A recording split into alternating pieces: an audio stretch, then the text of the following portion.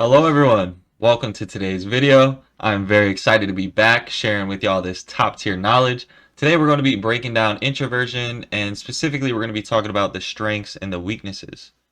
Now, when you picture an introverted person, what comes to mind? Maybe you picture someone who seems kind of out of place, maybe they're shy or they hide away from the world while also wishing that they weren't introverted. Or maybe you see someone who thrives in whatever setting while embracing their unique differences and finding strength in their introversion. At least for me, that's the two type of introverts that I've encountered in my life. So, if you're introverted, the next question would be, which one of those people are you? Both of these imagined introverts that we just talked about embody the characteristics of introversion, yet both are affected by it in very different ways. Obviously, one of those ways is a better way of existing. Trust me on this. I know for the longest time, honestly, I hated being introverted. I saw people who they just seemed so much more comfortable expressing themselves around other people, and I really wish to have that ability myself. Little did I know, my introverted tendencies actually weren't the problem at all. If they were, how could somebody like Elon Musk be as successful and as popular in the public eye as he is?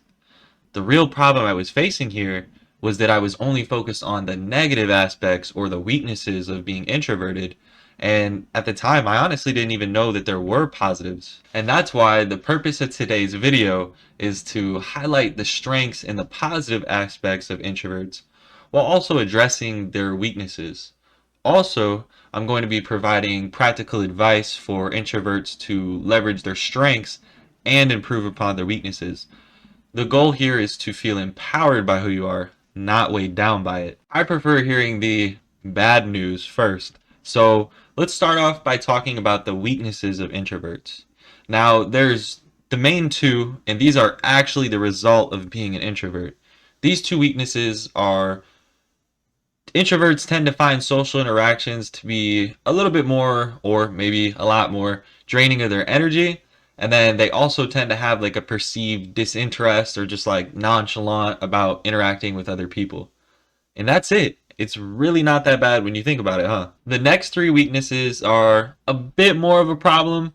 The thing is, though, I would argue that these are actually a result of the main two weaknesses that we just discussed, and how these weaknesses cause you to interact with the world over time. These three weaknesses are social interaction, communication in general, and missed opportunities. Now, these tend to start out small, but they worsen over time as you continue avoiding conflict or social gatherings, etc. The good news is these things are definitely fixable as we gain more understanding and practice.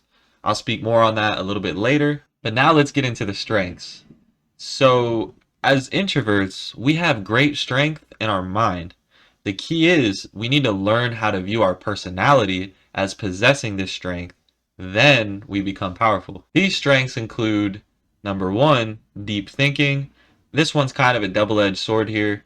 When honed and utilized correctly, it can be a powerful tool for problem solving and generating creative ideas.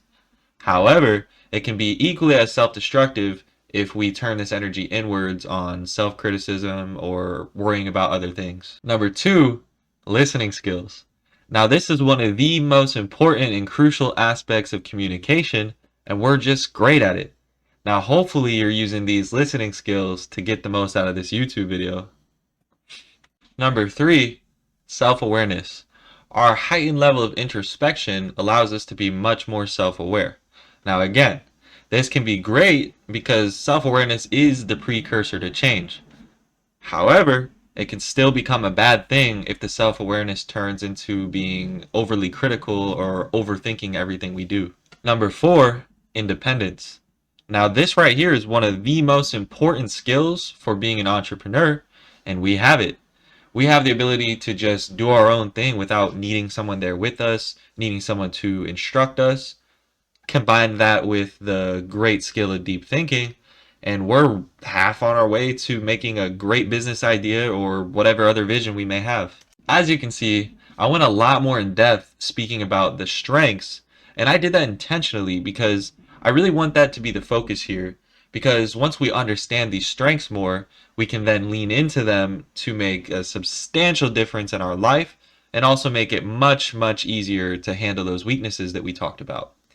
So, how do you do that? As I mentioned earlier when we were talking about the weaknesses, most of the weaknesses associated with introversion are simply the outcomes of the main two, which was less social energy and perceived disinterest in others.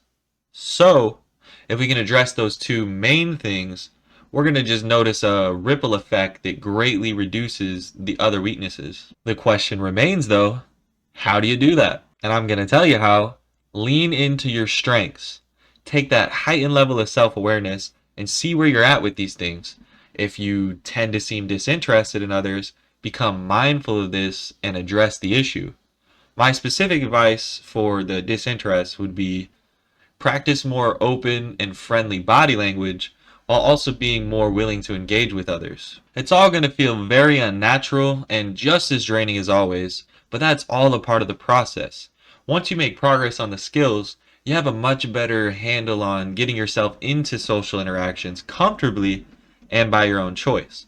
Then, once you're getting into those social interactions, now you can again leverage your strengths by utilizing those listening skills and showing interest in what the other person has to say by also asking relevant questions, for example. And now we're just left with the weakness of being drained from social interactions. My take on this one is your social battery is just like any other muscle in your body. When you go to the gym and you work out your muscles, you're probably going to be leaving feeling drained and tired, right? And if you're not, be sure to check out my fitness guide because you should be tired if you're going to the gym.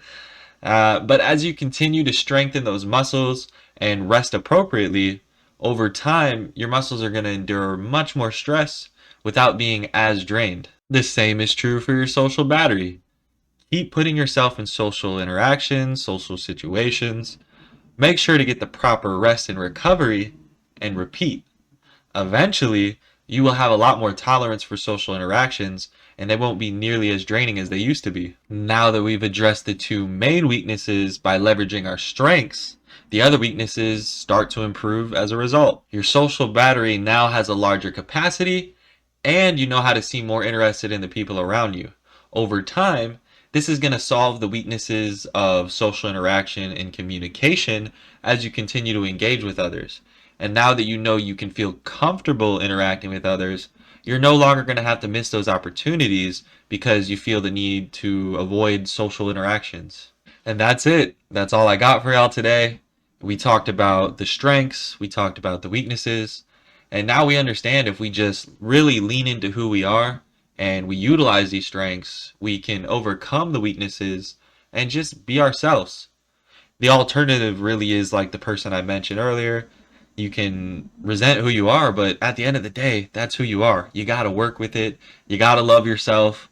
Toxic positivity, right? Be honest with yourself. You know, like I said, we have heightened self-awareness. So consider where you're at.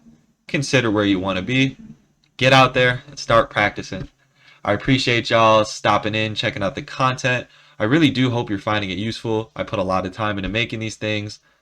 If you like to read, I do also have a blog where I write about literally the exact same thing I'm talking about here. So be sure to check that out at tylersguide.us. If you're new, hit that subscribe button, hit that like button, and I will see y'all in the next one. Take care, everybody.